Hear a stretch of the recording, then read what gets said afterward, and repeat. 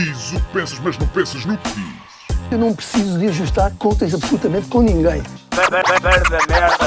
Para um país mais justo, para um país mais pobre, perdão. Deus existe dentro de nós. Quando as pessoas não acreditam em Deus, não, Deus existe dentro de nós. Ser exigente, não sermos piegas. Ser exigente, não sermos piegas. Mãe, olha, tu sabes fazer ténis. Ela fez 4, mas não sabe fazer ténis. Não sabe fazer ténis. Ai, que informação dramática. Sem Barbas na Língua, um podcast de Guilherme Duarte e Hugo Gonçalves. Sejam muito bem-vindos a mais um episódio de Sem Barbas na Língua e desta feita, via Skype, junta-se a mim e ao Hugo, alguém que percebe realmente do assunto, depois nós termos andado aqui 1 ou 2 episódios a tirar factos do ar. Decidimos chamar um especialista, alguém que perceberá disto, e é o Dr. Ricardo Mexia, que é médico de saúde pública no Departamento de Epidemiologia do Instituto Ricardo Jorge, está certo, não é? E Presidente da Associação Nacional dos Médicos de Saúde Pública. Portanto, alguém com mais credenciais do que eu e o Hugo para falar disto do coronavírus. Muito obrigado por aceitares o convite, Ricardo. Antes de mais, acredito que a tua vida anda animada, não é? Anda animada, isso não há dúvida nenhuma. Tem muitas solicitações e temos tentado responder a todas esses pedidos, designadamente mediáticos, para tentar chegar às pessoas e que as pessoas consigam adotar comportamentos mais saudáveis e, principalmente neste momento, mais seguros. E, portanto, é muito importante que toda a gente esteja alinhada e que cumpra aquilo que lhes é pedido por parte das autoridades. E, portanto, é fundamental que as pessoas se resguardem, que fiquem em casa, que deixem de fazer aquilo que faziam até há 3 semanas atrás e que neste momento pode representar um risco relevante para a sua saúde, principalmente se fizerem parte de um grupo de risco, ou seja, mais idosos ou pessoas que têm outro tipo de doenças já pré-existentes.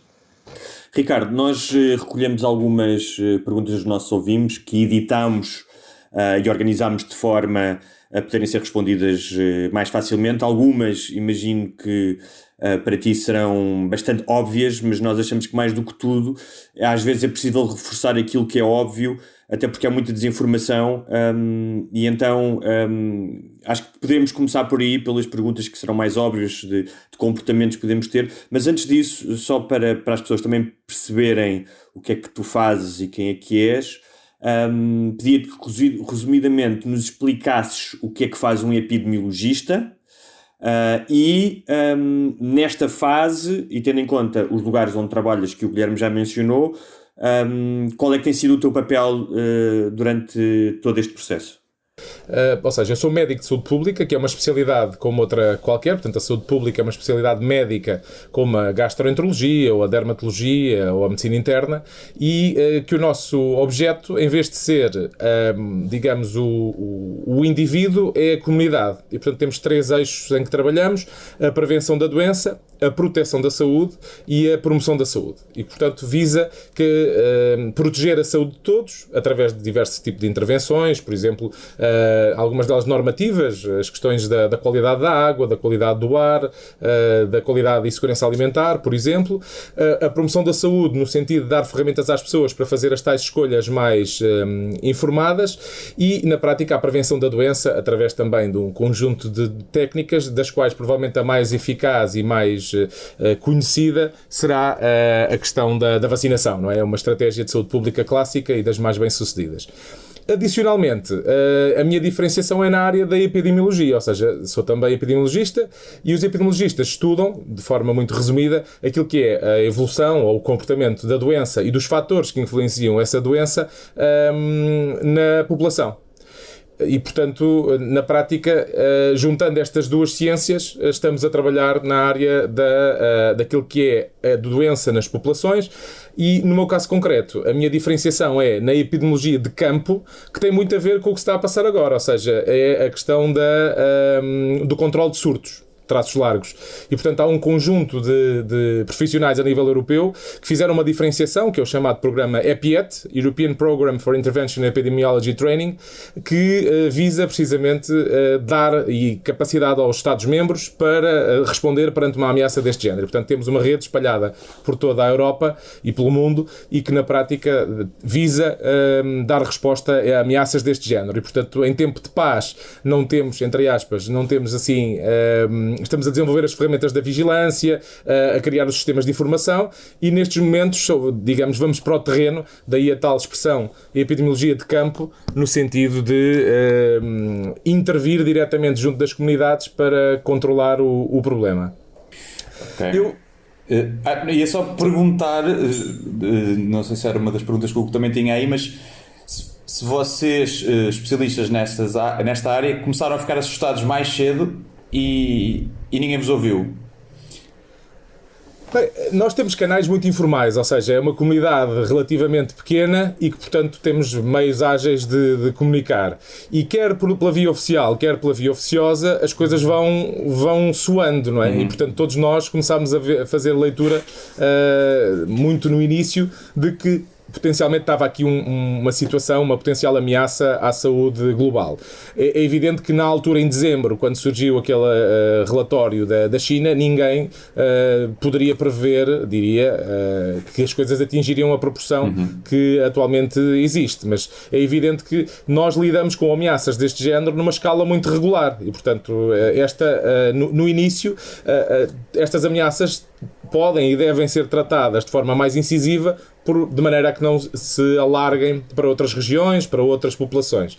E aqui o que aconteceu foi uma circunstância particular em que, efetivamente, numa fase inicial, a coisa andou um bocadinho por baixo do radar e depois, quando de facto se constatou que era um problema de uma dimensão apreciável, já a situação estava numa escala difícil de controlar ou de conter naquela região. Houve aqui um conjunto de fatores que terão levado a que as coisas escalassem desta forma, quer dizer, o contexto em que aconteceu, a circunstância de ser, por exemplo, a comemoração do Ano Novo Chinês, e que fez também com que, mais ou menos concomitantemente, houvesse grande mobilidade de pessoas da província onde começou para outras regiões e depois para o mundo, e portanto houve aqui uma espécie de teoria do queijo suíço em que os buracos se alinharam todos para acontecer esta quase tempestade perfeita, e que estamos agora a ver os efeitos. Mas dentro da comunidade, desde o início, há vários mailing lists desta comunidade dos epidemiologistas de campo em que começam a circular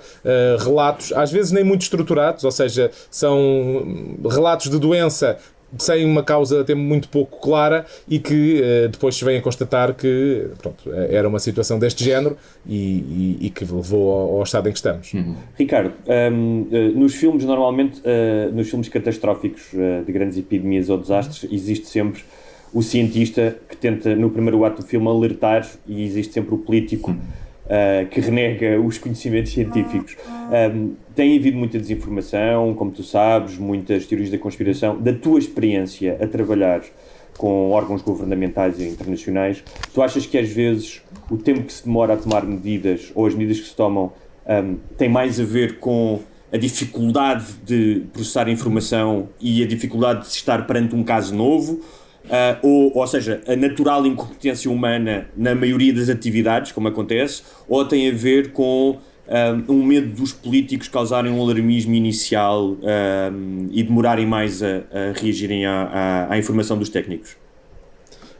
As grandes questões da saúde hoje são questões também políticas e portanto, ignorar isso é de facto não conseguir apreender a realidade. E, portanto, os impactos que esta crise está a ter do ponto de vista da saúde são muito grandes, mas também têm impactos políticos, económicos e sociais tremendos. E, portanto, quem tem que tomar as decisões, naturalmente, também tem que equilibrar estas duas realidades. E na medida em que, mesmo perante uma crise como a que estamos a viver, há um conjunto de serviços que tem que funcionar, um conjunto de áreas da nossa sociedade que tem que continuar a funcionar. Os políticos também têm que tomar decisões para proteger essas áreas. E, portanto, há aqui às vezes um equilíbrio difícil entre aquilo que é técnico e aquilo que é político. Os políticos pensam tendencialmente num horizonte muito mais curto, muito mais imediato, muito mais, se quiserem, mediático, do que alguém que está mais do lado técnico a pensar no médio prazo e no longo prazo, como é que nós vamos conseguir gerir isto e o que é que podemos fazer já para conter o problema. E, portanto, há aqui digamos, um equilíbrio, como dizia, que não é às vezes fácil de ter. E portanto, para mim é absolutamente claro que os técnicos têm que fazer o seu trabalho para dar informação aos decisores, mas é aos decisores que cabe tomar as decisões. E, portanto, para mim é absolutamente claro aquilo que é a parte técnica e a parte política. Agora, é evidente que há sempre aqui polinização cruzada entre estas duas áreas, não é? Naturalmente, quem trabalha na área da saúde tem que ter uma perspectiva política também do problema e os políticos têm que estar bem aconselhados sobre as implicações para a saúde.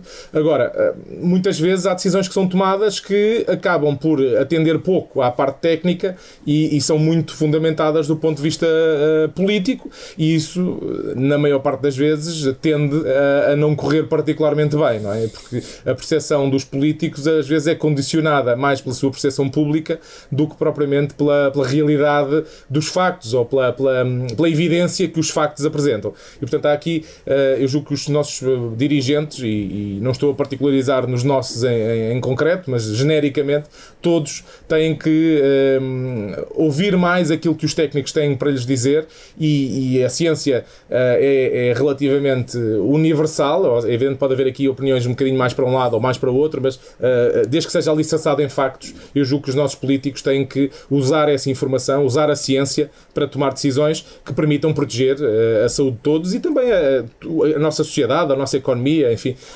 tudo o resto. E, portanto, eu julgo que há aqui um equilíbrio que é difícil, mas que é importante e que cada um tem que perceber exatamente até onde é que vai a parte política e exercê-la plenamente, e os técnicos têm que fazer também o seu papel e dizer tudo o que têm a dizer do ponto de vista técnico, para que depois quem tem que tomar a decisão o faça também com posse desses dados. É que eu perdi o Ricardo agora. Eu também. O Ricardo crashou. Espera aí, que ele... Agora foi o meu Skype que crashou. Não sei porquê. Ok, foi. Agora estamos a ouvir. Espera que isto... ouvir. Já voltou.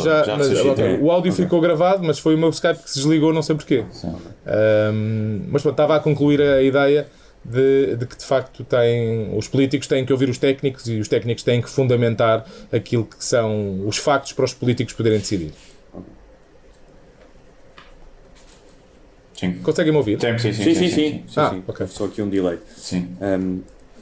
Guilherme, queres começar então com as perguntas, se calhar, mais práticas de resposta curta de esclarecimento? Sim, aquelas perguntas que esperemos que as pessoas todas já saibam, não é? Mas que convém insistir, até porque tem havido, se calhar, algumas mudanças, não é? Até porque o vírus é relativamente novo e ainda não há também, penso eu, há certezas relativamente a muita coisa. Mas podemos começar aqui pelas as mais óbvias, que é como é que se apanha o vírus, ou seja, a via aérea é assim tão importante ou vem das mãos, metermos as mãos na cara e nos orifícios, salvo seja? Exato. A principal via de transmissão é efetivamente por via das gotículas, ou seja, quando as pessoas tossem ou espirram, ou quando falamos, normalmente também às vezes há projeção de gotículas, não é?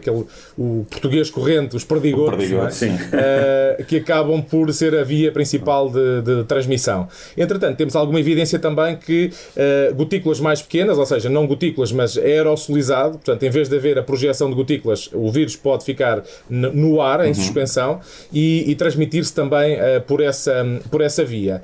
As outras vias de transmissão têm um pouco a ver com o facto de nós, ao manipularmos objetos que possam estar contaminados, ou seja, nós quando falamos ou tossimos, podemos tossir para cima de uma mesa, de um computador, do rato, podemos tossir para a mão, o que de facto está desaconselhado, e depois vamos manipular o corrimão, a maçaneta da porta, enfim, o que quer que seja, e o vírus ser transferido das nossas mãos para esses objetos. Outra pessoa que venha a seguir, ao manipular o objeto, pode também, depois ao tocar nas mucosas, as tais questões dos olhos, da nariz ou da boca, podem levar a que a pessoa transfira então o vírus das suas mãos para as vias aéreas e portanto é por aí que depois o vírus se irá desenvolver. E portanto daí que os cuidados sejam muito na linha da tal etiqueta respiratória, portanto evitar tossir ou espirrar sem ser ou para um lenço descartável ou não havendo para a prega do cotovelo e o reforço muito grande das medidas de higiene,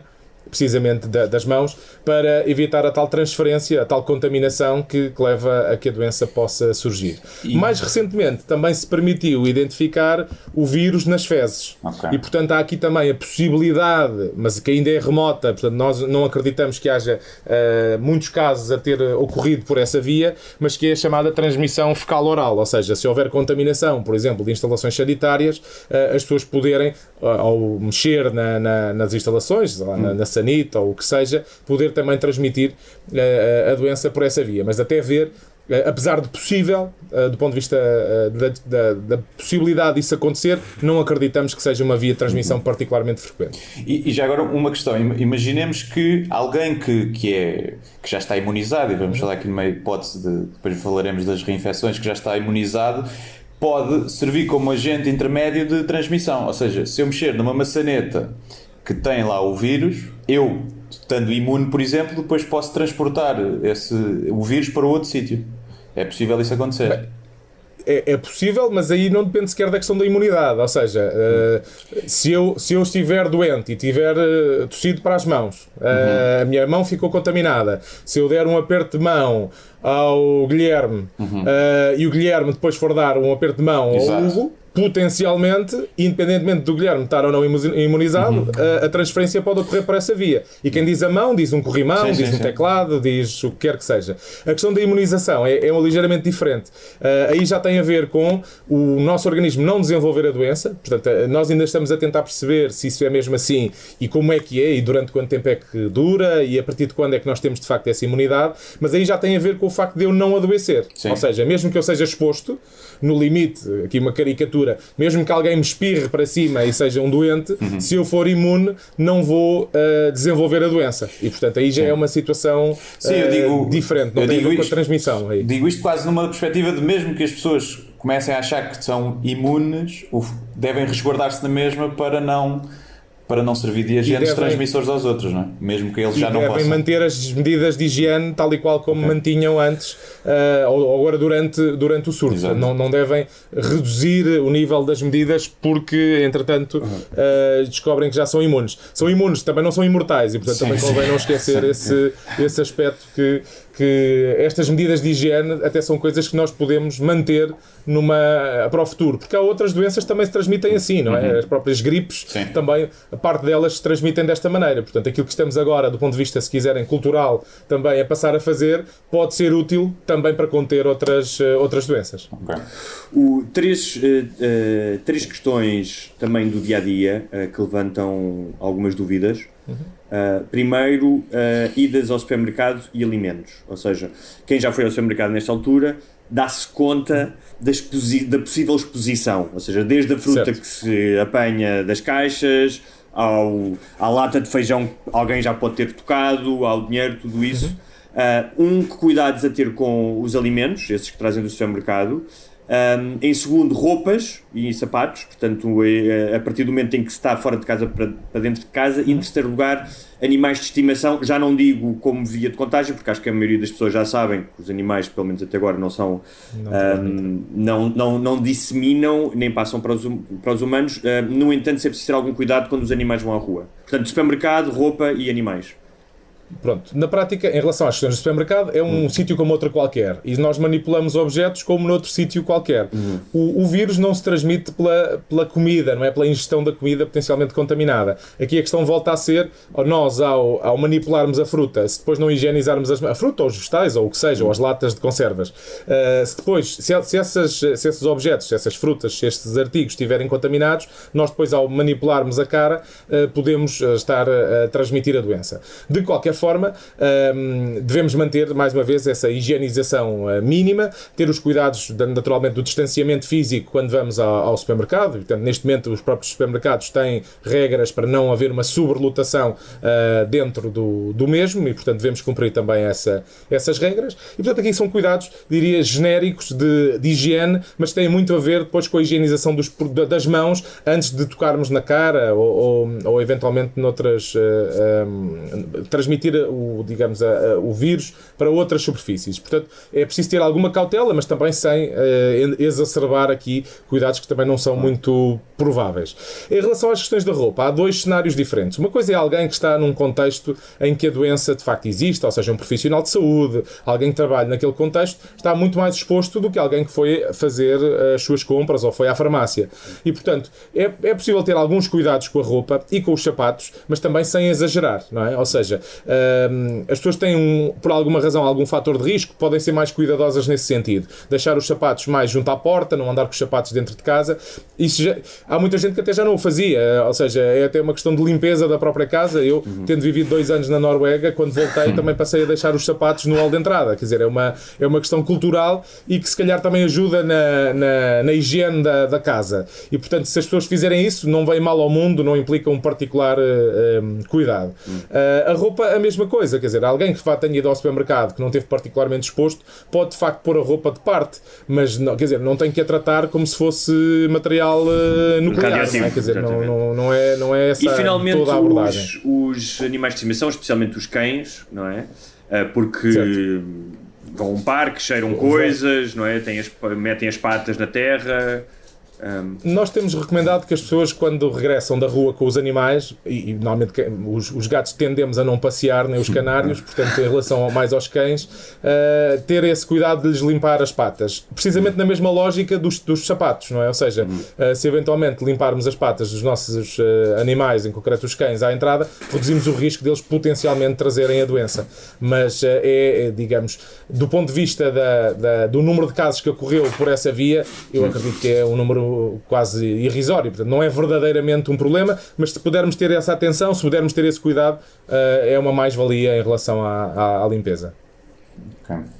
Sim, a minha quando faz xixi já suja as patas todas, né, de xixi. Não sei se a urina matará o coronavírus ou não. É improvável. Mas a minha cadela deve ter percebido que nós estávamos a falar, porque veio-se pôr aqui, veio aqui espreitar quando eu falei dos cães, portanto deve... Pois.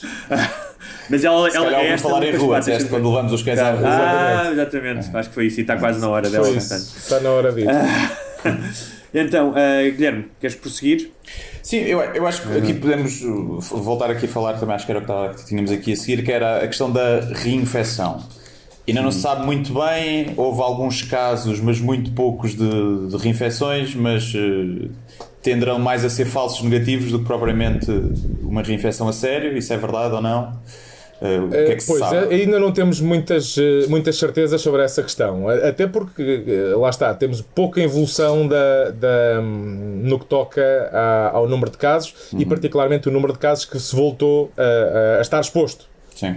Há aqui vários fatores que têm a ver quer com o tempo de evolução da doença, que é bastante longo, e portanto mesmo os doentes tendem a ficar algum tempo doentes e eventualmente até internados, e portanto demora até as pessoas terem recuperado, e portanto por isso é que também assistimos a números muito baixos ainda de doentes recuperados, por exemplo, cá em Portugal, não é? Ou seja, o curso da doença é longo. E depois implicava ter experiência no sentido das pessoas terem voltado a estar expostas, e tendo em conta que ainda estamos numa fase em que se tenta reduzir ao mínimo a exposição, estamos a falar de exemplos muito pouco frequentes e, portanto, temos ainda pouca experiência no que toca à questão da reinfecção. Há quem discuta que, efetivamente, não é uma verdadeira reinfecção, ou seja, os doentes nunca tinham chegado a estar verdadeiramente curados e, portanto, foi apenas um ressurgimento da sintomatologia, ou então, de facto, pode mesmo ser uma reinfecção. Mas até agora não é muito claro se trata de uma ou de outra e, portanto, é precoce estar a fazer afirmações muito concretas sobre isso. A expectativa é que possa, de facto, haver imunidade e que essa imunidade depois nos ajude, aqui num horizonte relativamente curto, a conseguir ir reduzindo o problema para um conjunto grande da população e que isso possa resultar na tal imunidade de grupo e que protegerá, em teoria, aqueles que são mais vulneráveis, aqueles que são mais frágeis em relação a este vírus. Sim, eu li hoje, acho eu ontem, uma teoria que, em relação aos casos assintomáticos, que, visto que a maioria dos testes tem sido através de recolha nasal, não é?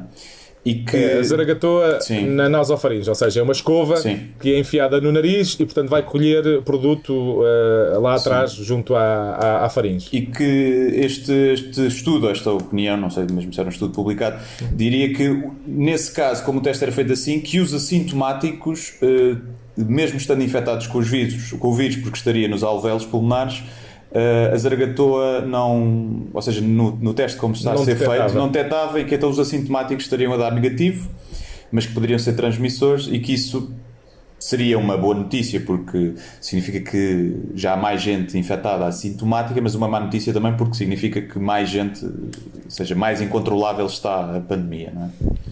Não sei se faz sentido. Temos aí vários dados que apontam um pouco nesse sentido, ou seja, desde pessoas assintomáticas em que efetivamente nós temos um diagnóstico positivo e a outras em que eventualmente estando até infectadas com o teste negativo, e portanto temos um problema dos falsos negativos e que é de facto uma situação que nós não conseguimos ultrapassar fruto dessa técnica. Está agora a pensar-se nas outras abordagens, quer as abordagens da serologia, portanto tirar sangue para fazer então a detecção da exposição ao vírus, mas isso ainda estamos a tentar perceber qual é que é a melhor abordagem do ponto de vista dos rastreios. Mas na prática, da experiência que temos, por exemplo, em sítios onde rastreámos muita gente, há aquele exemplo daquela vila ou aldeia em Itália de 3.000 pessoas em que toda a gente foi rastreada e que eles identificaram ainda um número muito elevado de assintomáticos, portanto pessoas que eram doentes mas assintomáticos, até à situação da Coreia do Sul, por exemplo, de facto também com um rastreio maciço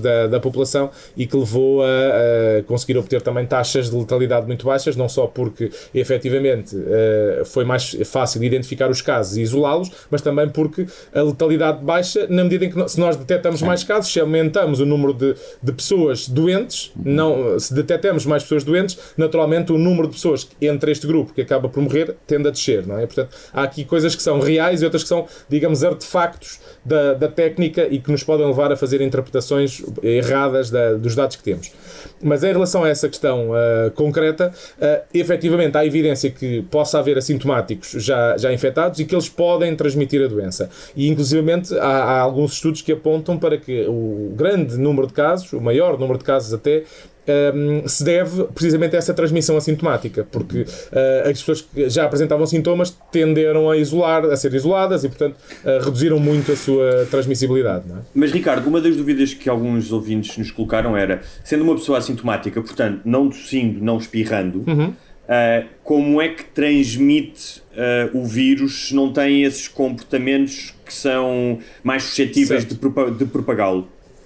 Porque nós só começamos a tossir ou a espirrar a partir de um determinado nível de infecção. Ou seja, quando começamos a ter matéria nos pulmões ou nas vias nasais, que faz com que nós queiramos expulsar essa matéria, seja espirrando mais nas vias aéreas ou então tossindo quando estamos a falar mais da área dos pulmões. E, portanto, há aqui uma fase, e aqui a grande dúvida é se as pessoas são assintomáticas e são ainda assintomáticas e estão a evoluir para depois serem casos com sintomatologia mais exuberante, ou se de facto há pessoas que têm quadros tão ligeiros da doença que acabam por nem sequer apresentar sintomas nunca.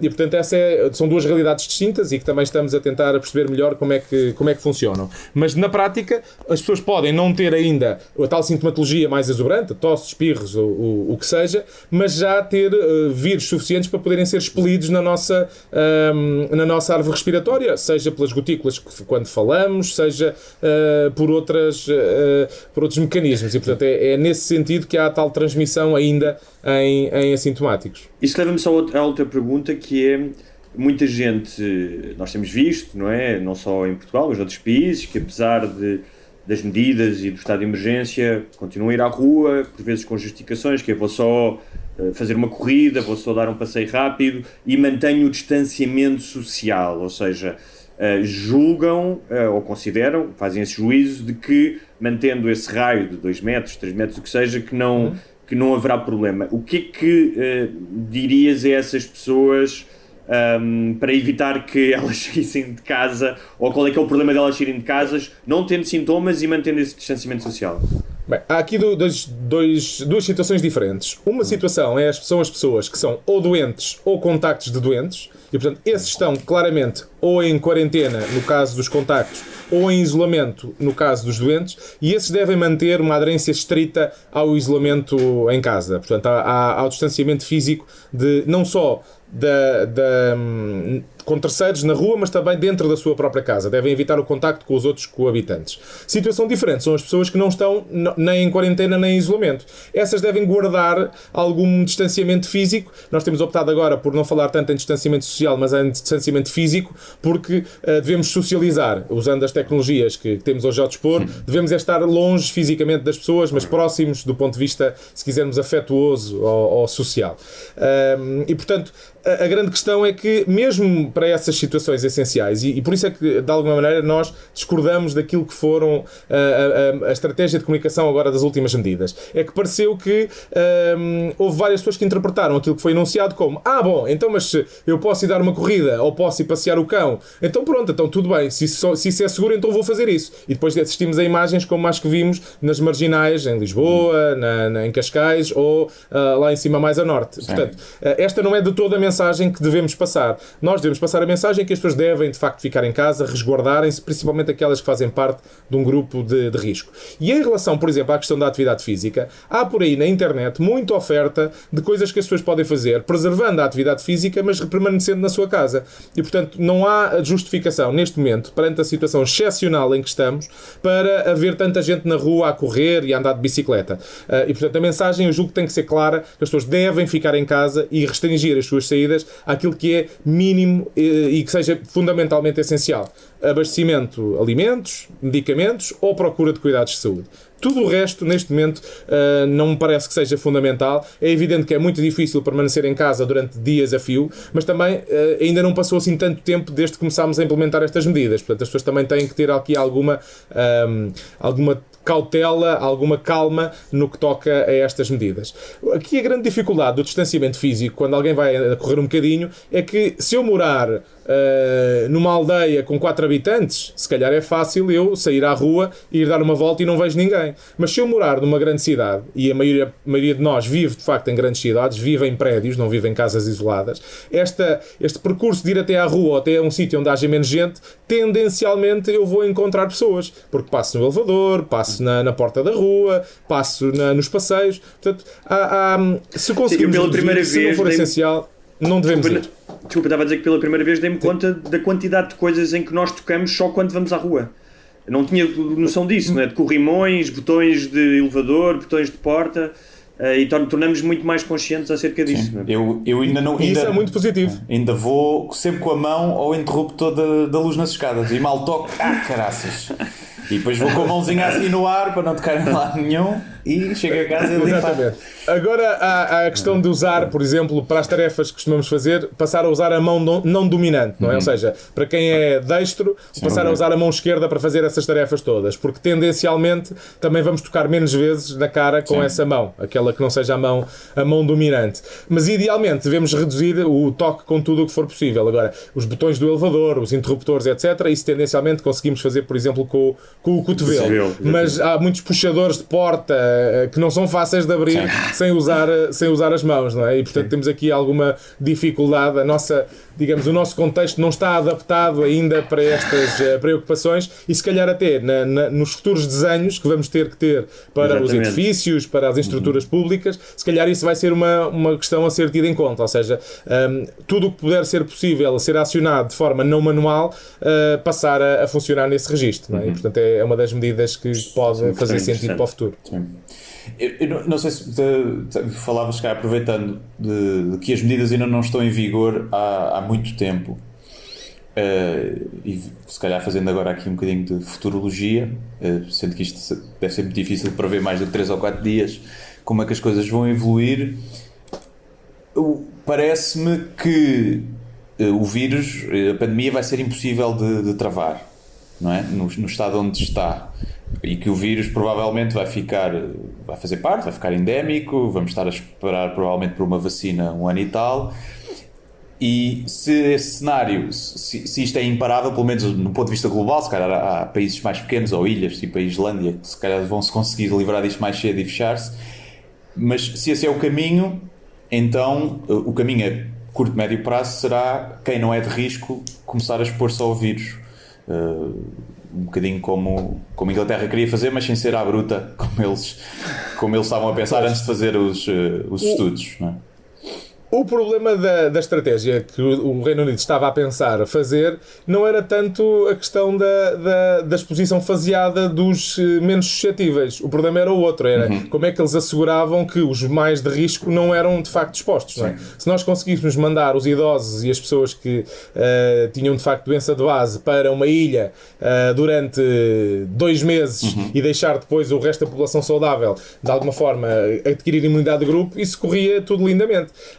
Ou provavelmente poderia correr bem, a teoria fazia sentido. O problema é que nós íamos ter muita dificuldade em isolar de facto aqueles grupos de risco. E, por exemplo, o que estamos a assistir agora cá em Portugal, em que efetivamente decidiu-se que os lares de idosos iam ficar vedados às visitas dos familiares, dos amigos, para os proteger, o que estamos a assistir é que aqui e ali estão a surgir casos em que os funcionários, que naturalmente têm que sair para ir para as suas casas, etc., têm sido os veículos de transmissão para estas comunidades muito fechadas. E, aliás, nem podia ser de outra forma, não é? Ou seja, as pessoas têm que ir para as suas casas. E, portanto, esse contexto é um contexto que seria difícil de controlar em qualquer realidade. E, portanto, daí que fosse difícil aquela abordagem que eles pretendiam fazer. Mas este é, digamos, no médio prazo, eu diria que a estratégia vai andar nesse sentido. Ou seja, vamos ter uma exposição grande da população mais saudável e depois vamos tentar conseguir ir gerindo a procura de cuidados para aqueles que são os casos mais severos, tendencialmente ocorrem nos mais idosos e nos grupos de risco, e que o sistema de saúde consiga ir lidando com isso de forma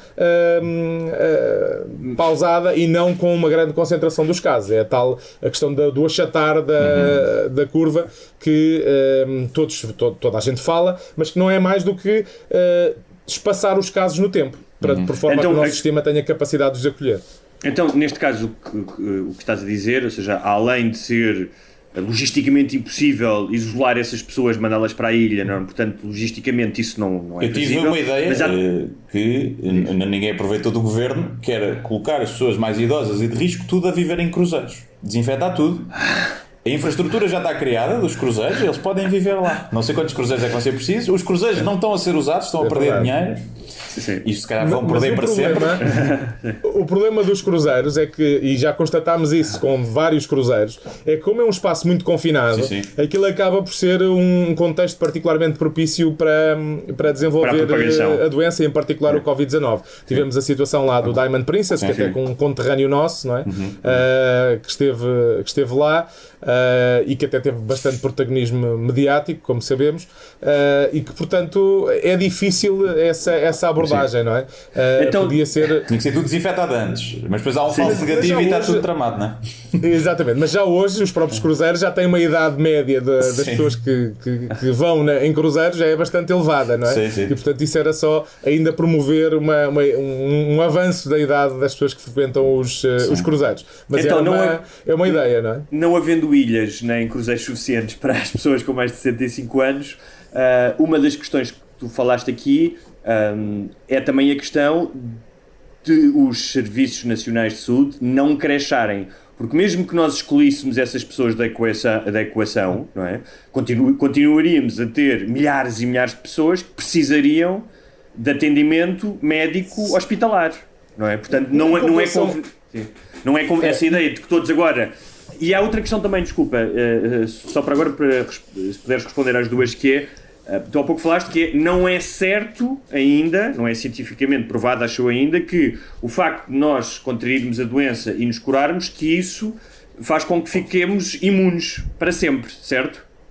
Essa é a expectativa, mas ainda não temos evidência nesse sentido e, portanto, enquanto não for comprovadamente assim, vamos estar ainda a lidar com uma hipótese, não é? Mas acreditamos que venha a ser assim. E, portanto, a questão é exatamente essa. Se, teoricamente, os únicos expostos fosse a população jovem, saudável, tendencialmente a esmagadora maioria de nós conseguiria resolver o problema em casa. Não precisaria de cuidados hospitalares nem de particular diferenciação, ou seja, podiam perfeitamente passar os 15 dias ou o tempo que demora a doença em casa sem necessidade de cuidados mais diferenciados. E esse aspecto é algo que permitiria que, se fosse só essa a população exposta, o próprio Serviço Nacional de Saúde poderia responder às eventuais problemas, até porque há uma coisa que nós não nos podemos esquecer, é que as outras doenças não param, não é? Ou seja, não há agora aqui, agora não há infartos, não há quedas, não há mais nada, agora há só Covid. Não, portanto, as pessoas continuam a adoecer por causa dos outros problemas de saúde e, portanto, o sistema tem que continuar também a dar resposta a esses problemas.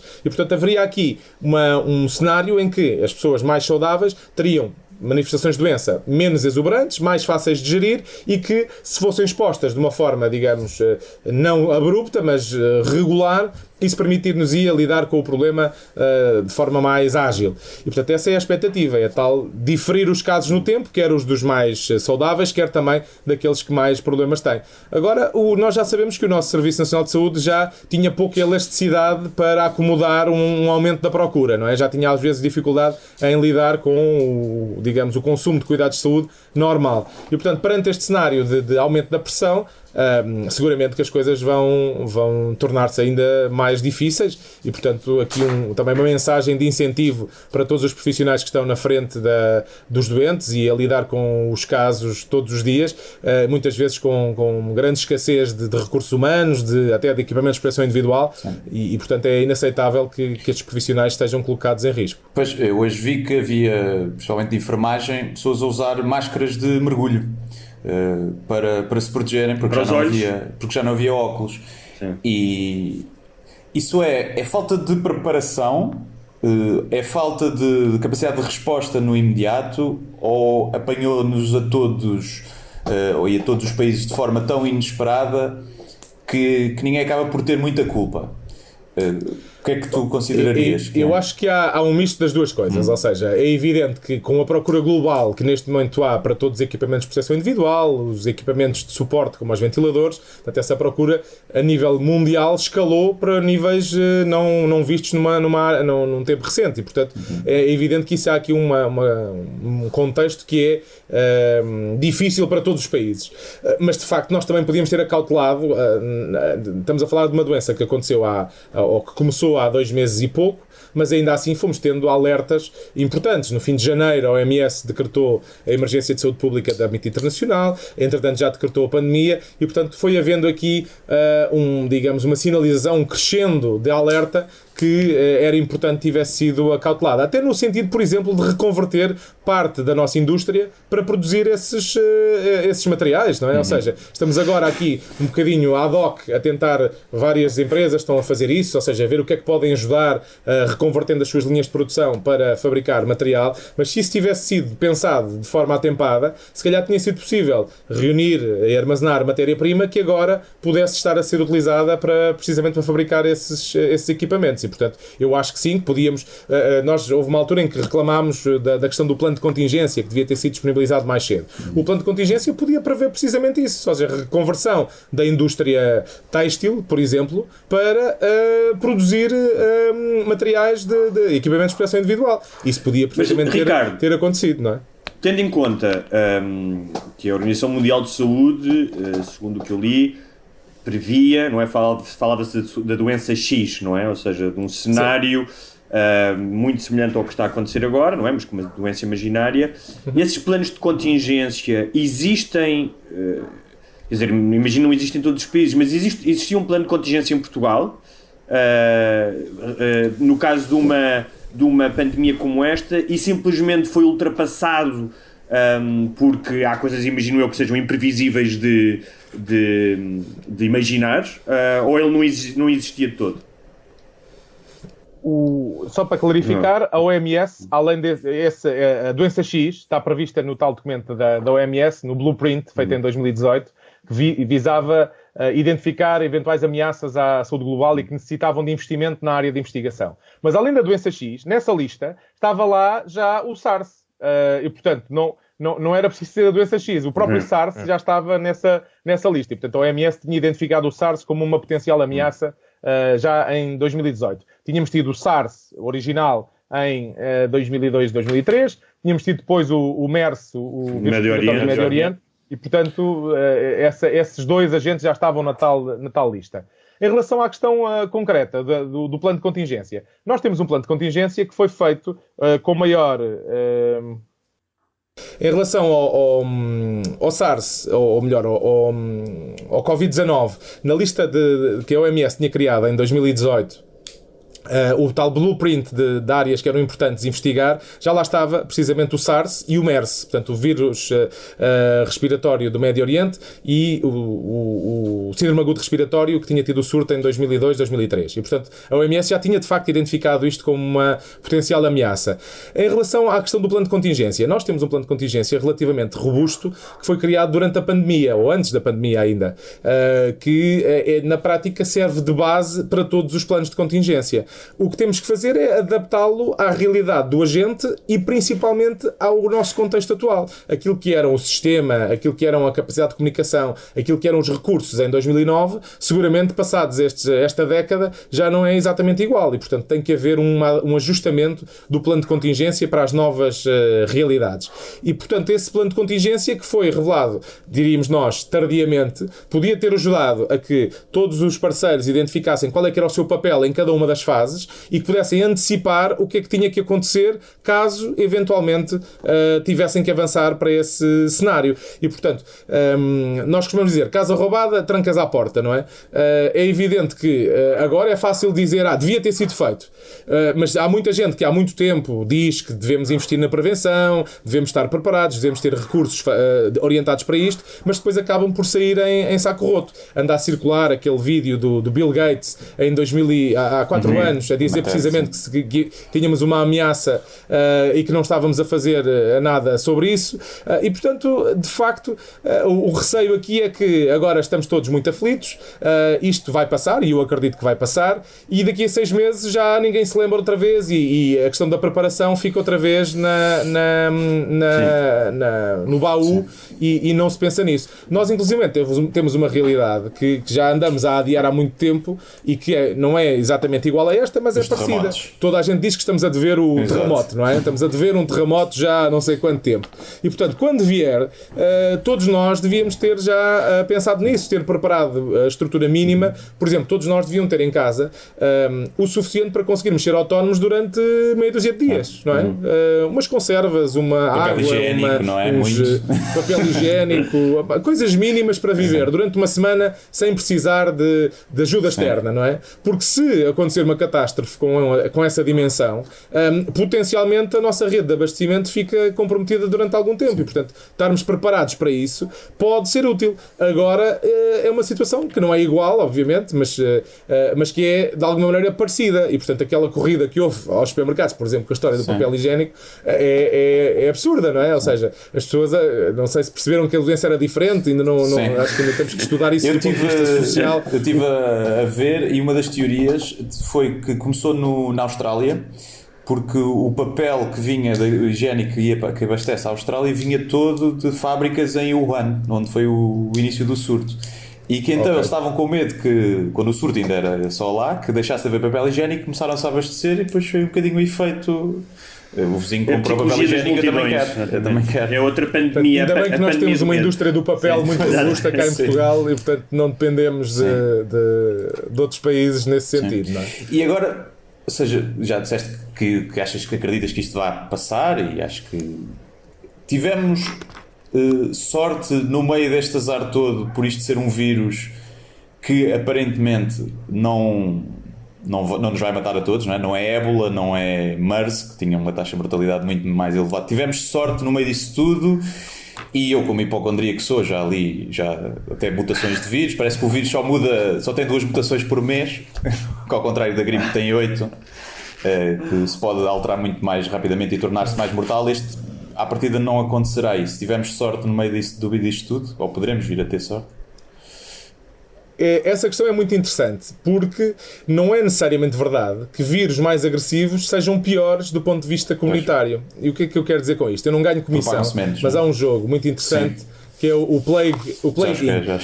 E que na prática o que faz é, nós podemos ir dando, nós somos o vírus ou outro agente infeccioso, e o nosso objetivo é eliminar a população na Terra. E portanto temos que ir decidindo que características é que vamos dando ao nosso vírus. E de facto, um vírus que tenha uma elevada mortalidade não é a melhor opção, porque os doentes morrem rapidamente e portanto não transmitem a doença a outros. E portanto há aqui um equilíbrio entre ser letal, mas também não ter uma letalidade excessiva, porque senão torna-se ineficiente do ponto de vista do vírus, não é? E portanto este vírus, vamos ver, tem de facto uma letalidade que tem oscilado entre os 2% e os 7% ou 8%. Temos aqui diversas questões que se colocam em relação à forma como apuramos os números, não é? Ou seja, se nós estamos a testar muito mais, vamos ter necessariamente letalidades mais baixas, porque estamos a identificar os doentes todos, mesmo aqueles mais ligeiros. Se estamos apenas a testar os casos mais severos, é provável que vamos encontrar letalidades muito altas, porque os outros casos não estão a ser contabilizados no denominador. Portanto, temos também que ler estes números de letalidade com alguma cautela. Mas, de facto, este vírus, o facto de ter assumido a capacidade de se transmitir pessoa a pessoa, foi um dos grandes problemas. Porque, comparado com o MERS, por exemplo, que tinha de facto uma letalidade mais elevada, mas como não se transmitia pessoa a pessoa, acabou por ficar circunscrito aos locais onde o mamífero que transmite a doença também existe. Camelo, não é? Neste caso, os camelos. E, portanto, ficou e continua a haver, genericamente circunscrito. Sim, continua a haver. Eu julgo que não sei se há muitos casos agora, mas acabou por ficar quase circunscrito à Península Arábica, porque é onde existem os vetores, os que transmitem a doença, não é? Okay, Ricardo, portanto, a questão... as características do vírus. Aqui um dos problemas que nós estamos de facto sempre a ter que estar atentos é a possibilidade de haver uma mutação e de o vírus adquirir características que tornem ainda mais difícil o seu controle. E, portanto, por isso é que é importante manter um sistema de vigilância apertado, em que os vírus são identificados e depois são tipados e são identificados para ver se mantêm as mesmas características que as estirpes que já estão identificadas, precisamente para nos alertar para esse potencial de haver uma complicação qualquer, uma alteração qualquer, que o torne, de facto, mais perigoso para todos nós. Outra das perguntas muito comum entre os nossos ouvintes foi a questão das temperaturas, ou seja, esta ideia de que com mais calor o vírus não se porta estando exposto, com mais frio teria um tempo de vida mais longo fora do corpo humano, e a existência em diferentes materiais. O que é que nos podes dizer sobre isso? Bom, em relação à questão das temperaturas, não temos ainda dados concretos que nos permitam dizer se é assim ou não. O que nós acreditamos é que, à semelhança de outros vírus respiratórios que circulam menos no inverno, que circulam menos no verão, este possa ter um comportamento semelhante.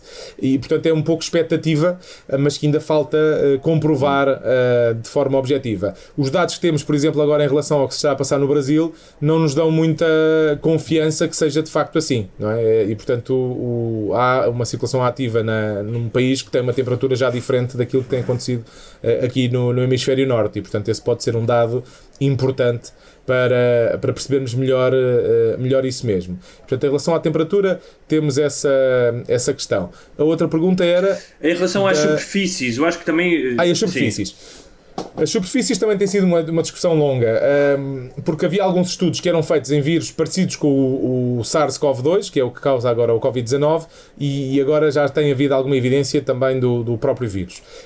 É evidente que o vírus é muito mais frágil quando está fora do nosso organismo, mas ainda assim há estudos que apontam que ele possa de facto perdurar até dias nas superfícies, variará com as superfícies naturalmente, e portanto a estratégia é higienizar sempre as mãos e as superfícies. Não é preciso nenhum desinfetante altamente complicado, portanto aquilo que nós temos, os nossos detergentes, etc., que temos em casa para uso doméstico, são adequados para fazer essa limpeza. O sabonete também é suficiente, para as mãos, não é? Água e sabão são suficientes. As soluções alcoólicas são boas para quando não temos água corrente, ou seja, quando estamos num corredor, num espaço qualquer em que não há um lavatório onde possamos lavar as mãos, aquelas soluções alcoólicas são uma boa alternativa para que possamos higienizar as mãos. Mas a boa e velha lavagem das mãos durante os tais 20 segundos, lavando as palmas das mãos, os dorsos das mãos, entre os dedos, todos os dedos, são estratégias muito importantes para conseguirmos uma adequada limpeza e desinfecção. E já agora, uma coisa, lembra-me agora, as soluções alcoólicas devem ter 60% a 70%, não é?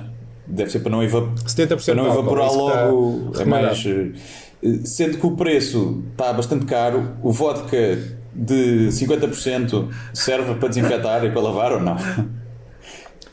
Eu acho que é desperdício, mas em teoria, se tiver de facto um teor alcoólico elevado, é uma possibilidade, é uma alternativa, não é? Se não tivermos mais nada, isso terá algum poder desinfetante. Custa mais 5 euros. Pode ficar mais pegajoso ou menos pegajoso, em função da bebida que for, mas o álcool que está contido também tem algum poder desinfetante, mas não é de facto o ideal. Okay. Uma das coisas que tens falado muito e que ainda que eu imagino tenha uma base, acho que segundo o que eu tenho uma base científica relativamente sólida, que é há menos gente jovem infectada ou pelo menos com sintomas e a mortalidade também é menor, ou a letalidade é menor entre pessoas mais jovens. No entanto, ainda hoje estive a ler, acho que no New York Times havia um testemunho de um jovem que tinha sido internado, tinha estado já internado, e que fazia o alerta para dizer, bem, não achem que são imunes, não é? Ou seja, o que é que tu poderias dizer às pessoas mais jovens que confundem alguns dados estatísticos com nada me vai acontecer? Porque há pessoas jovens que estão internadas e há pessoas jovens que vão precisar de respiradores, não é? Portanto, como é que nós podemos combater este mito que se criou à volta da doença? Bem, antes de mais dizer que todos nós já fomos adolescentes e também já achamos que éramos imortais, não é? Claro, certo. E portanto todos nós temos de ter a consciência de que é verdade que afeta menos as pessoas jovens, afeta muito pouco as crianças e há muito poucos quadros severos em crianças, mas há. E, portanto, nós não queremos fazer parte da estatística e, portanto, as pessoas jovens têm não só como dever de se protegerem a si próprias, mas principalmente até como responsabilidade social, porque, apesar deles, na maioria, os jovens, não serem eles próprios particularmente afetados, mas podem ser, e portanto não devem ignorar isso, mas principalmente porque temos também aqui um dever de proteger aqueles que são mais vulneráveis e, portanto, se nós tivermos cuidados, estamos também a ajudar a proteger os nossos pais, os nossos avós, os nossos idosos e as pessoas que têm algum tipo de doença de base. E, portanto, há aqui uma responsabilidade social que não podemos ajeitar e dizer, isto não me preocupa nada. É um bocadinho como aquela questão das vacinas, não é? Ou seja, as pessoas acham que, como os outros estão vacinados, eu não me tenho que preocupar. E portanto temos todos aqui um papel a desempenhar. Há de facto pessoas que, fruto da sua idade, fruto de doenças que tenham, têm mais dificuldade em se proteger contra a doença e portanto temos todos que colaborar nesta proteção coletiva, evitar os grandes ajuntamentos de pessoas, evitar os comportamentos de risco, tossir, espirrar e projetar gotículas sem controle e promover cada vez mais uma boa higienização das mãos. Como é que se consegue está a faltar a palavra, mas como é que se consegue fazer esse discurso de os mais jovens fiquem em casa, porque isto afeta os outros, mas também vos pode afetar a vocês, para a fase em que vamos ter que, se calhar, mudar esse discurso, que vai ser jovens saudáveis, vocês têm que começar a sair à rua para haver aqui uma imunidade, ou seja, vocês vão ter que arriscar ser um dos 0,01% que vão ficar internados, porque a alguma altura vai ter que haver essa mudança de comportamento e de discurso, não? Bem, a grande questão é que nós, com o que estamos a ter, possivelmente isso já está a acontecer de forma espontânea, não é? Ou seja, as pessoas que continuam a trabalhar, as pessoas que vão ter que assegurar o funcionamento do país, independentemente de estarmos em estado de emergência ou não, esses de alguma forma já cumprem esse papel. Eu acredito que não vamos chegar à fase das Covid parties, não é? Em que as pessoas são deliberadamente juntas para desenvolver a doença. Portanto, não sei se lá vamos chegar, mas acredito que não venha a ser necessário, porque naturalmente já existe aqui vai existir aqui um conjunto de pessoas que vão sendo expostas. E, portanto, esse aspecto eu julgo que é importante e que temos todos que ter em conta. Agora, eu percebo a questão de como é que agora vamos dizer, deliberadamente expor as pessoas. Vamos ter que perceber como é que vamos fazer essa comunicação de risco. Como digo, acho que não vamos chegar a essa fase, porque espontaneamente as coisas já estão a correr muito livremente, não é? Até se calhar demais. E, portanto, eu não acredito que isso venha a ser um verdadeiro problema. Se lá chegarmos, vamos ter que explicar às pessoas, naturalmente, que há aqui, temos que fazer esta exposição de forma faseada, vamos conseguir dar oferta de cuidados a todos, e por isso é que o estamos a fazer de forma faseada, e, portanto, tentar dosiar precisamente essa expectativa, mas eu julgo que dependerá muito das próximas 2-3 semanas qual é que depois terá que ser a abordagem. Nós não estamos verdadeiramente em lockdown, não é? Aliás, como vimos as imagens que já falámos das pessoas nas marginais e até em alguns supermercados, e portanto eu julgo que eventualmente não vamos chegar a uma fase desse género. De todos os modelos que têm sido aplicados até agora, da China, a Coreia do Sul, a Singapura, a Inglaterra, todos eles, qual é que te pareceu até agora o mais eficaz, sendo que nós sabemos que diferentes sistemas têm diferentes ferramentas para aplicar, ou seja... A ditadura é mais fácil, não é? Ditadura é mais fácil, não é? Mas qual é que seria melhor? E numa linha desta pergunta, que é a questão dos testes, ou seja, se é inquestionável que testar o maior número de pessoas ajuda a controlar a pandemia. Começando pela segunda, uma das abordagens que aparentemente tem sido mais bem sucedida é a abordagem de testes massificados. E, portanto, os países que adotaram essa estratégia aparentemente têm melhores resultados. Tem melhores resultados a Coreia do Sul, tem melhores resultados a Alemanha. Temos o exemplo concreto da Itália, uma pequena localidade com 3.000 habitantes em que toda a gente foi testada, tem 0 óbitos. Identificaram alguns casos assintomáticos também na comunidade e isolaram-nos. E, portanto, aparentemente, até em linha com o que disse o Diretor-Geral da OMS, a estratégia é testar. Portanto, essa é seguramente uma das abordagens que tem trazido mais dividendos. Não necessariamente testando toda a gente, porque eu acho que também não podemos cair nesse extremo e provavelmente não teremos recursos para o fazer. E, portanto, temos que escolher quem é que vamos testar. E nós já temos defendido, naturalmente, que não pode ser o tipo de teste de gravidez que as pessoas vão ao supermercado e compram, não é? Não é essa a ideia. Mas a ideia é que, pelo menos naqueles que estão dispostos, fazendo parte de um grupo de risco, tendo sintomatologia, esses claramente devem ser testados. E nós temos assistido, de facto, a alguma restrição no acesso aos testes por parte destes grupos. Em particular, por exemplo, dos profissionais de saúde, que claramente têm aqui 2 problemas. Por um lado, estão aqueles que mais expostos estão, e inclusive às vezes com dificuldades em ter equipamentos de proteção individual adequados, e por outro lado, são aqueles que, se adoecerem ou tiverem que ficar em quarentena, mais compromisso operacional dão à nossa resposta. E, portanto, temos que proteger também os profissionais, porque precisamos mesmo deles para estarem na frente da batalha. Portanto, claramente temos que ter uma estratégia mais abrangente de testes e que possa proteger estes grupos. Depois, aparentemente, aqueles que tiveram a possibilidade de implementar medidas mais abrangentes, mais extensas, também tiveram melhores resultados. O caso vocês já disseram, quer dizer, é mais fácil implementar estas medidas em regimes autoritários do que em regimes democráticos. E, portanto, as pessoas têm mais tendência a acolher aquilo que são restrições muito claras à sua liberdade do que nós, que temos de facto já um conjunto de direitos, liberdades e garantias dados como adquiridos e que teremos dificuldade em prescindir.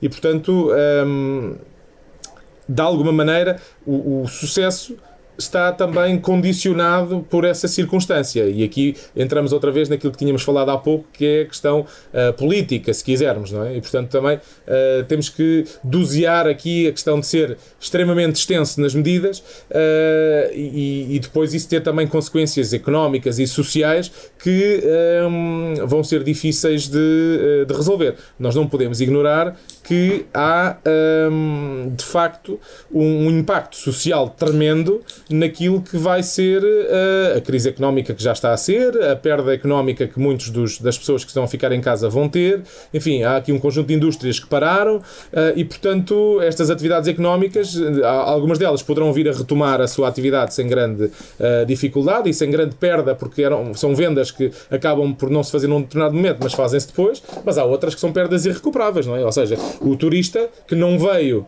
agora em março, já não, quer dizer, o que virá em outubro já é outro turista, não é o mesmo, não é? Portanto, há aqui perdas importantes. Portanto, o impacto social e económico destas medidas também tem que ser ponderado e, portanto, há aqui necessidade disso ser também doseado e pensado, e pensarmos também qual é que é a estratégia de saída, não é? Ou seja, é importante ser, na nossa perspectiva, mais incisivo agora, mas também temos que pensar, ok, vamos ser mais incisivos agora, e daqui a 15 dias continuamos a ser incisivos ou temos aqui margem para fazer coisas ligeiramente diferentes, ir libertando alguns grupos, ir permitindo que um determinado grupo de atividades possa voltar a funcionar.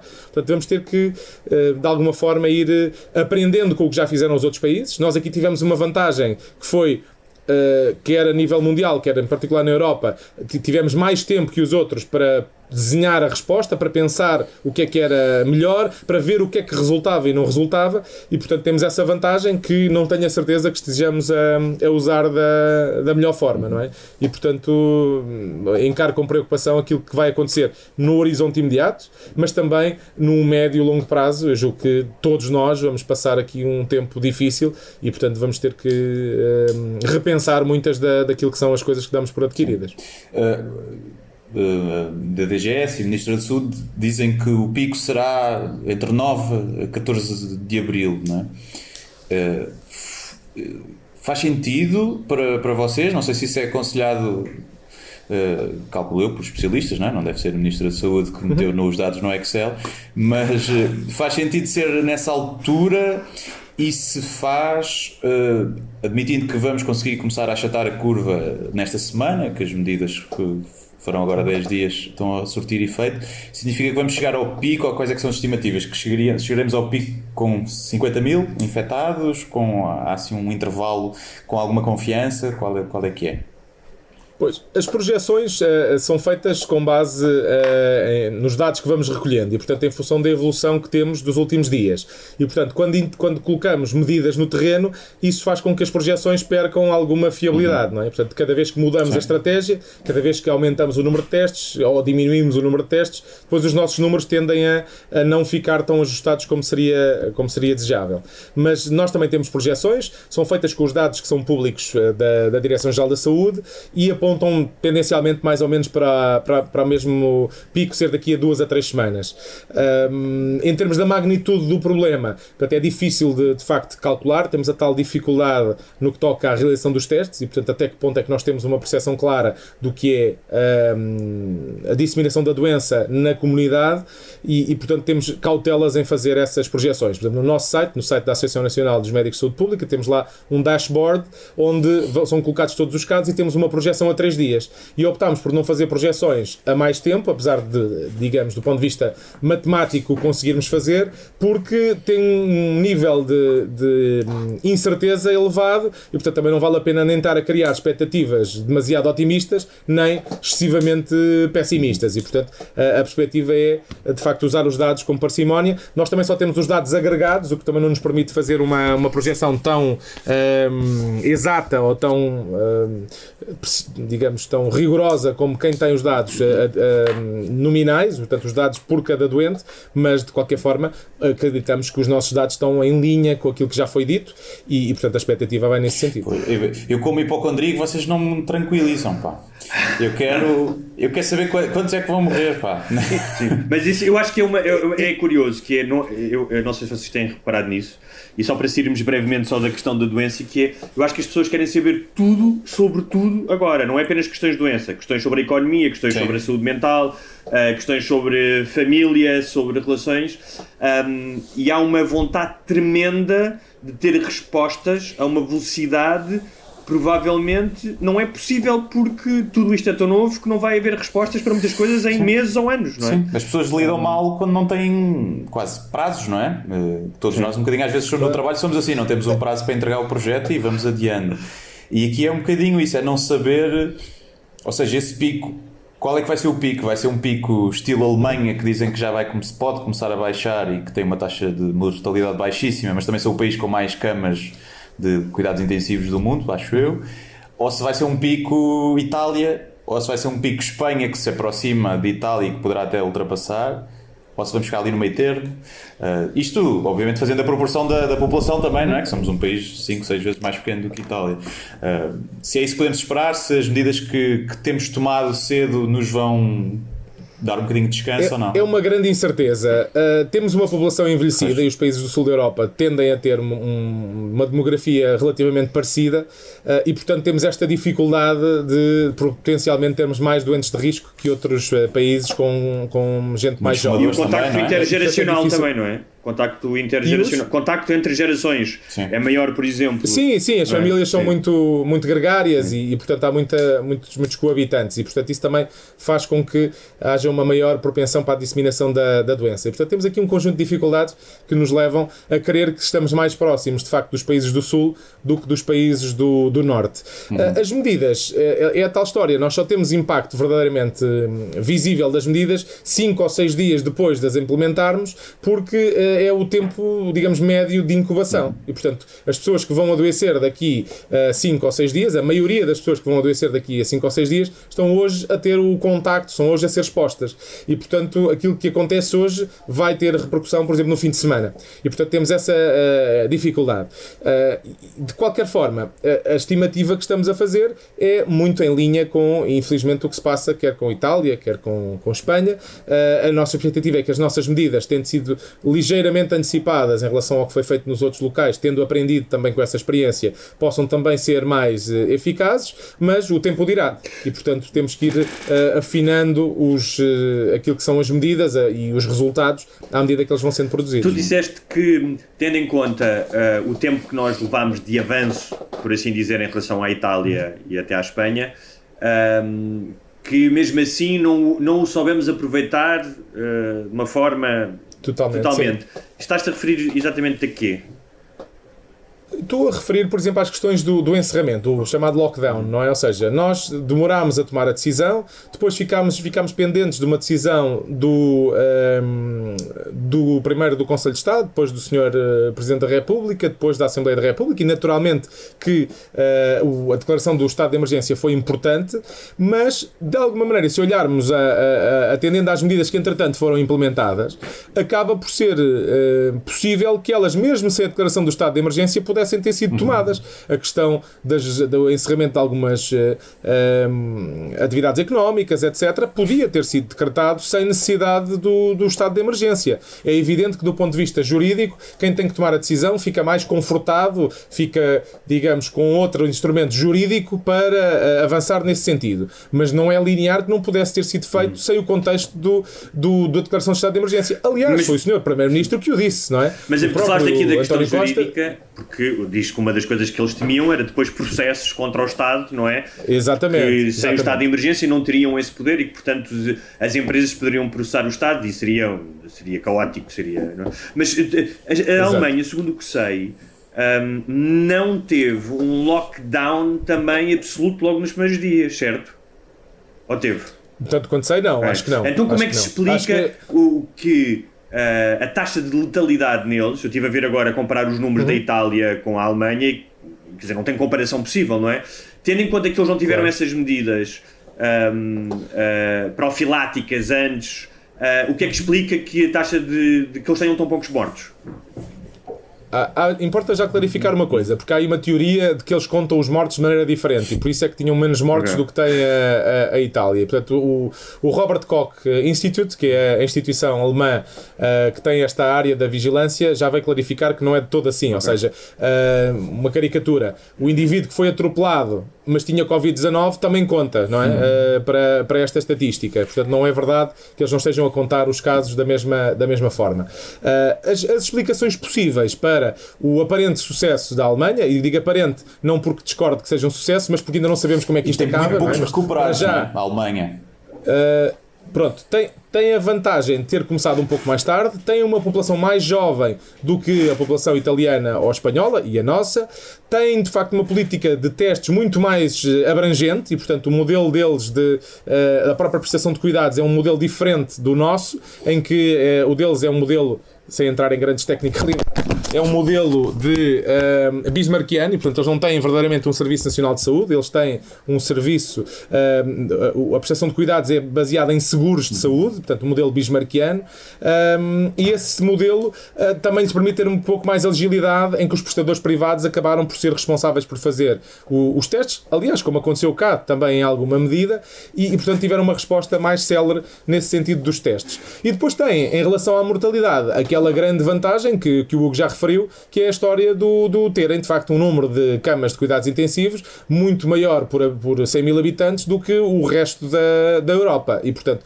isso para dar apoio, dar resposta aos casos mais severos é extremamente importante. Não só as camas, mas os recursos que naturalmente são precisos para fazer funcionar essas camas, não é? E o que temos assistido, quer em Itália, quer em Espanha, é de facto a falência dos próprios serviços de saúde, a incapacidade de responder de forma adequada a todas as solicitações. E quando assim é evidente que a mortalidade acaba por aumentar. E, portanto, temos obviamente a lamentar essa situação. E, portanto, a explicação para o tal eventual sucesso alemão pode estar precisamente nestes múltiplos fatores que podem condicionar que o desfecho seja diferente num sítio e noutro. Guilherme, não sei se queres... Não sei, eu gostava de saber a tua opinião, se...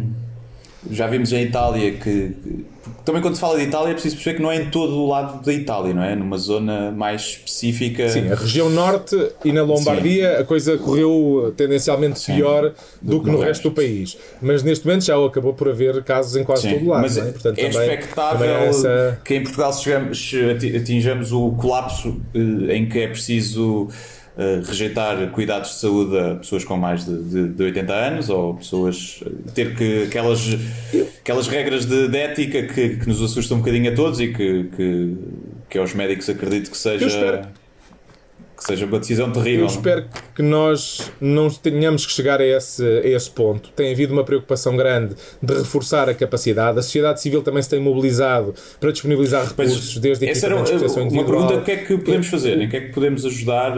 Pronto. A sociedade civil pode fazer uma coisa muito importante: ficar em casa. Portanto, essa é a mensagem principal. Ficar em casa.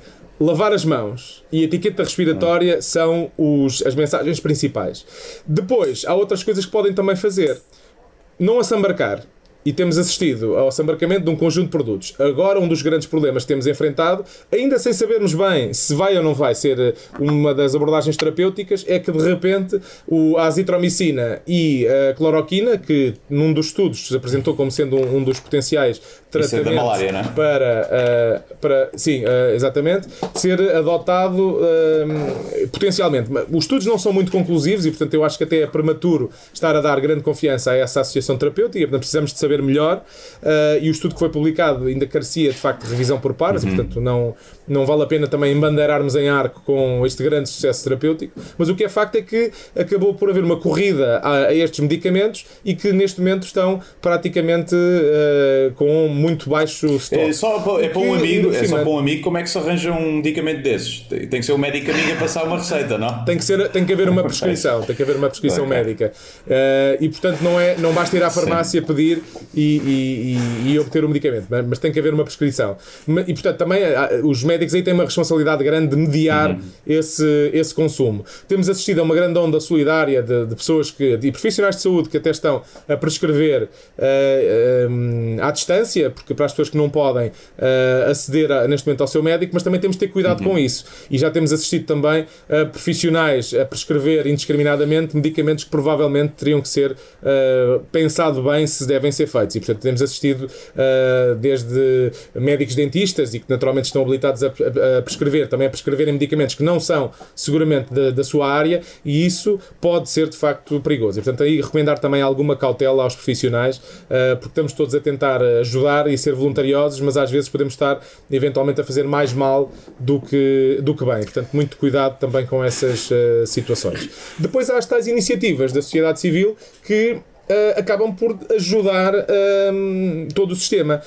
Temos que ser solidários uns com os outros, portanto, ajudar o nosso vizinho, o nosso familiar mais idoso ou que tem alguma doença de base. Portanto, evitar que ele saia de casa. Se ele precisa de ajuda com as compras, com os medicamentos, com o banco, enfim, o que seja. Nós hoje, todas as pessoas têm, ou muitas pessoas, pelo menos as mais jovens, usam o banco online. Em vez de a pessoa mais idosa ter que ir pagar a sua conta da água, da luz, do que seja, podermos nós agilizar isso à pessoa neste momento difícil para todos. Portanto, evitar de facto que as pessoas mais vulneráveis se exponham, a não ser que seja estritamente necessário.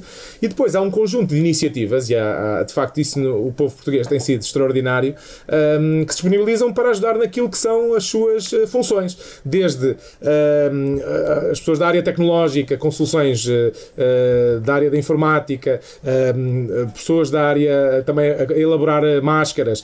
Há neste momento também uma comunidade grande que está a imprimir em 3D, por exemplo, as viseiras. Enfim, há aqui uma série. Os humoristas estão também motivados para esclarecer as pessoas. A comunicação social tem de facto dado um contributo também inestimável a fazer chegar a mensagem às pessoas. Portanto, há aqui, julgo que estamos todos a querer contribuir. Tem que haver, se calhar, uma melhor articulação do que é que deve ser feito e quando é que deve ser feito. E portanto, às tantas, se calhar agora vai estar toda a gente a fazer máscaras. Acho que não vão sobrar, infelizmente, mas depois eventualmente faltam outros produtos. E portanto tem que haver aqui também alguma centralização e organização também desta oferta.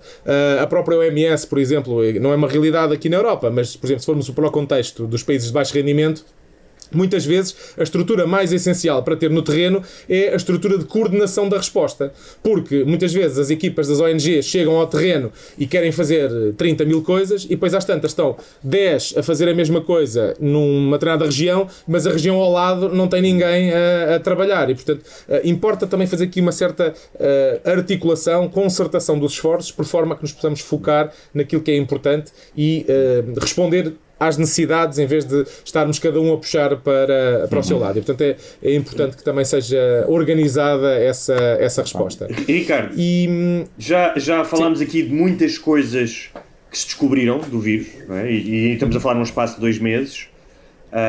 Em primeiro lugar, quem é que descobre isso? Ou seja, são os institutos como o Instituto Ricardo Jorge ou o COC que falaste, são entidades privadas, são entidades públicas que vão trocando essa informação. E a segunda questão ligada a esta é: o que é que ainda não se sabe sobre o vírus que tu gostarias de saber?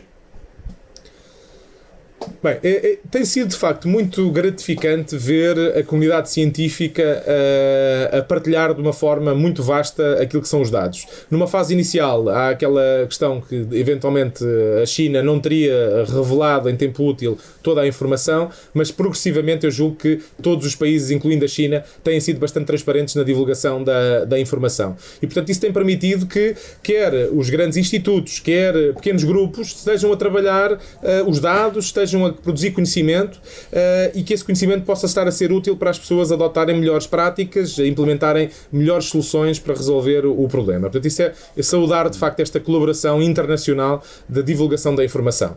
E, portanto, todos os esforços que sejam no sentido de disponibilizar mais dados e que mais pessoas os possam analisar, na nossa perspectiva, são obviamente de incentivar. Inclusivamente, por exemplo, temos pedido que o Governo, aqui em Portugal, possa libertar os dados, ou a DGS, possa libertar os dados a título título individual, naturalmente anonimizados, não se pode aqui comprometer a identidade dos doentes, obviamente, mas era importante que esses dados fossem disponibilizados para que mais equipas possam trabalhar esses dados, produzir mais conhecimento. E, portanto, tem sido absolutamente extraordinário em tão pouco tempo, não é? Desde o fim de dezembro até agora, a quantidade de conhecimento que se produziu. Uma nota negativa.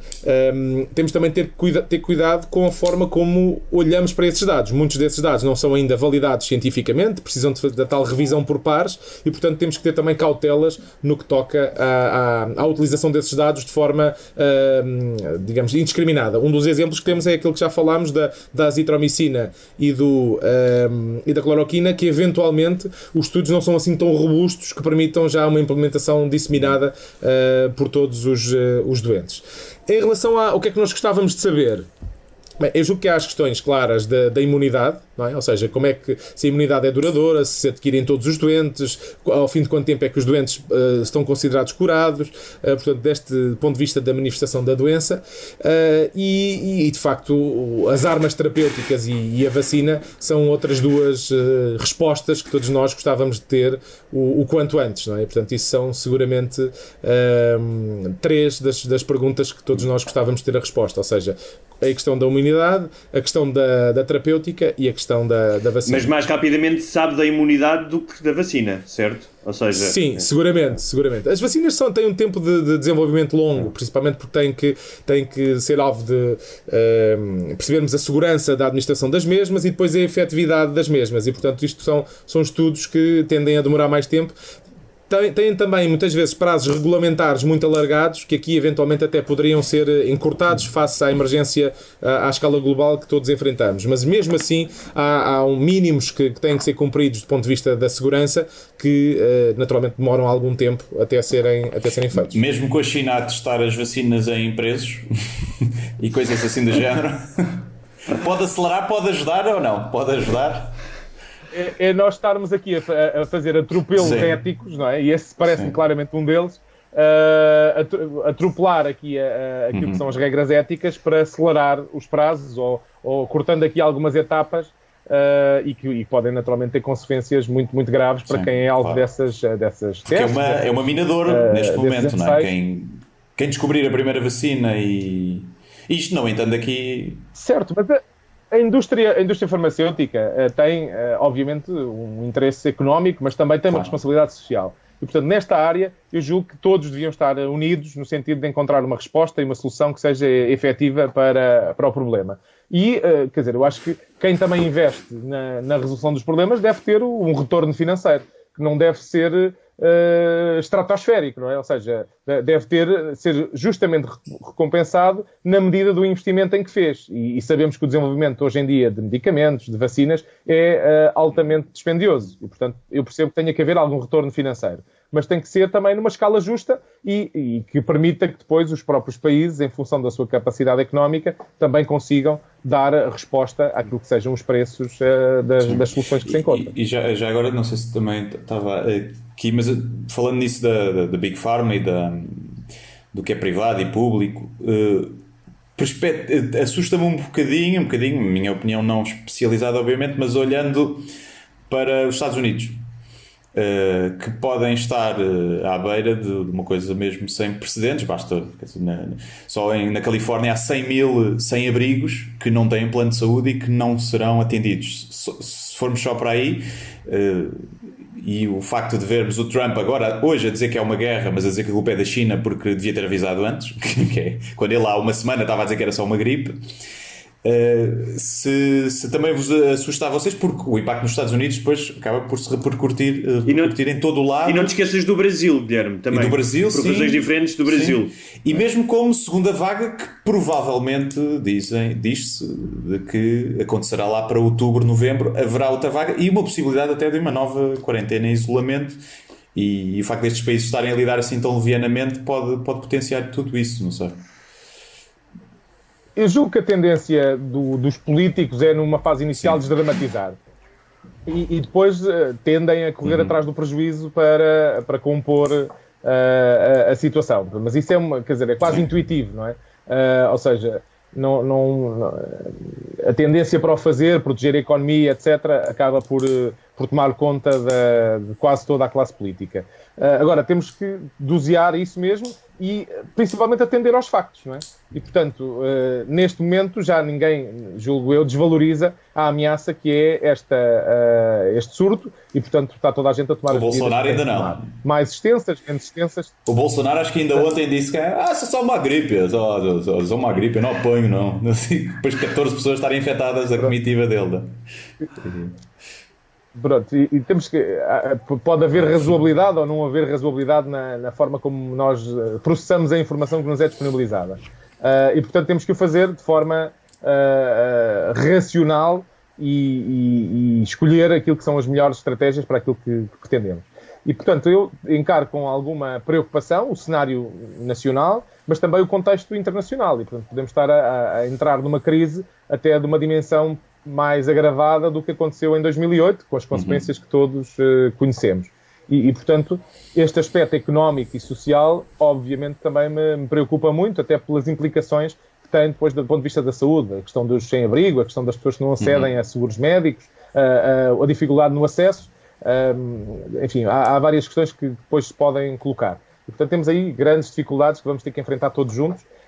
O nosso sistema é mais um sistema de Serviço Nacional de Saúde e, portanto, de acesso universal e, portanto, nesse aspecto estaremos mais protegidos em relação a um cenário desse género. Mas a Alemanha, que tem um sistema diferente do nosso, também acaba por conseguir oferta importante para todos os seus habitantes. E, portanto, enfim, há diferentes modelos e diferentes soluções.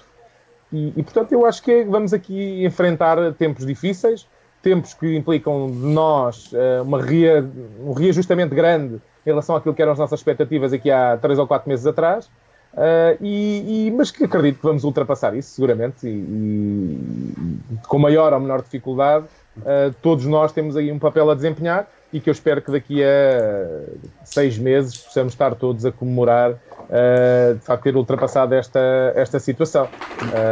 Esta estimativa não é alicerçada em dados muito robustos, mas é uma expectativa que tenho, em função também do que está a passar, por exemplo, ou na China ou na própria Coreia do Sul, que poderá agora vir a ocorrer eventualmente a tal questão da segunda onda, mas que será seguramente menos severo, porque já haverá pelo menos uma parte da população, esperamos nós, que já seja imune. E, portanto, uma segunda vaga tende a ser menos intensa do que já agora, então, entrando nas previsões, quando é que abrem os bares e as discotecas?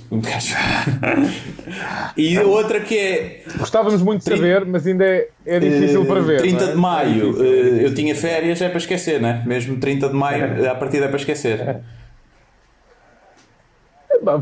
Quer dizer, havia aquele slogan, não é, do turismo, vá para fora cá dentro, não é? E portanto as férias podem ser gozadas também no conforto do lar, fazendo outras coisas.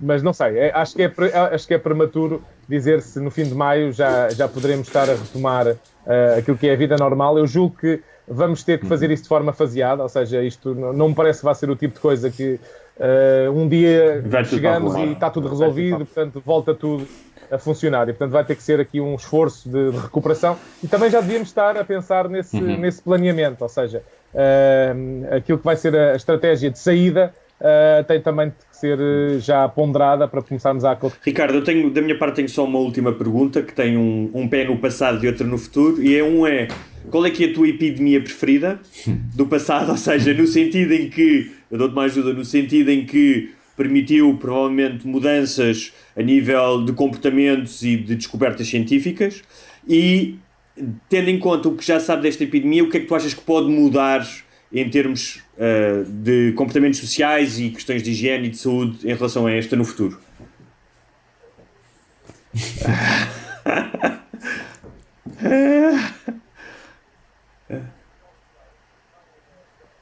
Ok. Sim.